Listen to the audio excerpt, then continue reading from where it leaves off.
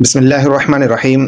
سورۃ توبہ کی آیت نمبر 28 اس کے اندر اللہ پاک ارشاد فرماتا ہے، یا ایھا الذین آمنوا انما المشرکون نجس فلا یقربوا المسجد الحرام بعد عامهم هذا وان خفتم عیلۃ فسوف یغنیکم اللہ من فضلہ ان شاء ان اللہ علیم حکیم۔ اس آیت مقدسہ کا جو مفہوماً ترجمہ ہے وہ میں آپ کے سامنے عرض کرتا ہوں۔ اللہ تعالیٰ فرما رہا ہے کہ اے ایمان والو، یہ جو مشرکین ہیں یہ ناپاک ہیں، یہ جو ہے نا نرے ناپاک ہیں، یعنی اصلاً یہ ناپاک ہیں۔ فرمایا ان کو اپنی مساجد کے پاس نہیں آنے دینا۔ اور اس کے بعد اگر اس بات کو سمجھنے کے لیے اگر ہم تھوڑی سی غور کریں نا، تو اس کے اندر اللہ پاک مشرکوں سے بائیکاٹ کرنے کا حکم ارشاد فرما رہا ہے کہ مشرکوں کے ساتھ بائیکاٹ کیا جائے۔ اب ظاہری سی بات ہے، جب مشرکوں کے ساتھ بائیکاٹ کیا جائے گا، یہود و نصارہ کے ساتھ جب بائیکاٹ کیا جائے گا تو پھر ان کے ساتھ تجارت نہیں ہو سکے گی۔ تو جب تجارت نہیں ہوگی تو پھر ہمیں ایک بات کا ڈر یہ لگ جاتا ہے کہ ہماری معیشت کا کیا بنے گا، ہم تجارت کس کے ساتھ کریں گے، ہمارے حالات خراب ہو جائیں گے۔ تو اس کے بارے میں اللہ تعالیٰ نے آگے ساتھ ہی ارشاد فرمایا کہ اگر تمہیں ڈر ہو وَإِنْ خِفْتُمْ عَيْلَةً فَسَوْفَ يُغْنِيكُمُ اللَّهُ مِنْ فَضْلِهِ إِنْ شَاءَ۔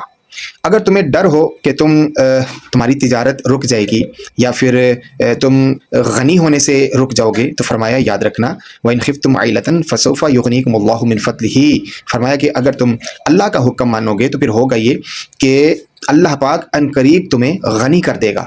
کیسے غنی کرے گا؟ فرمایا یہ نہیں ہے کہ اگر تم مشرکوں کے ساتھ تجارت کرو گے تبھی تم غنی بن سکتے ہو، ایسا نہیں ہے۔ فرمایا کہ اللہ تمہیں غنی کر دے گا من فضلہ، اپنے فضل کے ساتھ۔ اس سے یہ پتہ چلتا ہے کہ جس پر اللہ کا فضل ہو جائے وہ غنی ہو جاتا ہے، وہ کوئی قوم ہو، وہ فرد واحد ہو، کوئی بھی ہو، جس پر اللہ کا فضل ہوگا وہ غنی ہوگا۔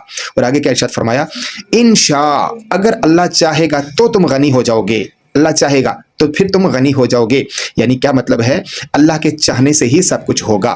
اگر اللہ چاہے گا تو غنی ہو جاؤ گے، اور اگر اللہ نہیں چاہے گا تو تم غنی نہیں ہو سکتے ہو۔ لیکن ہمیں پھر بھی ہر صورت میں اللہ کے حکم کو ماننا یہ ضروری ہے۔ اور اللہ کا حکم کیا ہے کہ تم نے مشرکوں سے، کافروں سے الگ رہنا ہے، ان کے ساتھ میل جول نہیں رکھنا۔ آگے کیا فرمایا، فرمایا کہ ان اللہ علیم حکیم، بے شک اللہ جاننے والا ہے، اللہ جانتا ہے، اللہ حکیم ہے، اس کو معلوم ہے کہ میں نے اپنے بندوں کو کیا دینا ہے، میں نے اپنے بندوں کو کس حال میں رکھنا ہے، یہ اللہ تعالیٰ بہتر جانتا ہے۔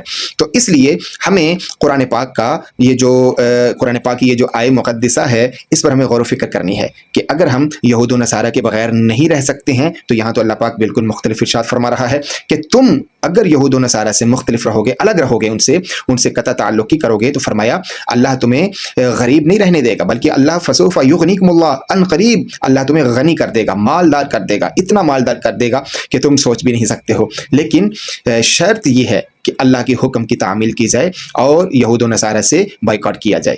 صلی اللہ علی محمد۔